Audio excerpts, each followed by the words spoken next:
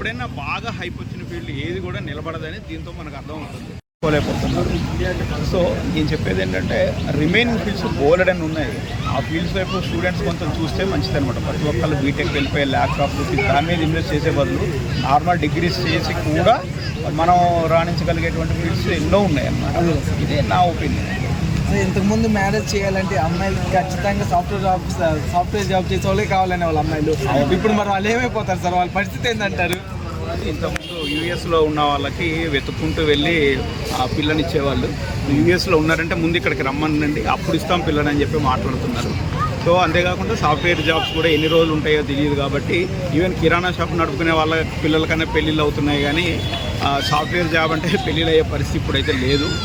So వీళ్ళు కూడా other బిజినెస్ల వైపు కూడా కొంచెం చూస్తే బాగుంటుంది అనమాట. ఎప్పుడైనా బాగా హైప్ వచ్చిన ఫీల్డ్ ఏది కూడా నిలబడదని దీంతో మనకు అర్థం అవుతుంది. బాగా దేనికి హైప్ ఎంత తొందరగా పైకి ఎదిగితే అంత తొందరగా ఆ ఫీల్డ్స్ పడిపోతూ ఉంటాయి. రెగ్యులర్గా ఉన్న ఫీల్డ్స్ ఏవి పడిపోయాయండి? మెటల్స్ ఉన్నవి, రిటైల్ ఉంది, ఇవి ఏం పడిపోలేదు కదా. అవన్నీ ఇంకా రోజు రోజుకి డెవలప్ అవుతూనే ఉన్నాయి కదా. ఫార్మా ఉంది, ఫార్మా జాబ్స్ ఏమైనా పోయాయంటే ఏమీ పోలేదు. అవి అదర్ ఫీల్డ్స్లో ఏమో అందరూ ఫిక్స్డ్గా జాబ్ చేసుకుంటూనే ఉన్నారు. ఇది ఓవర్ హైప్ అయిపోయింది, ఆటోమేటిక్గా ఓవర్గా డౌన్ అయిపోయింది.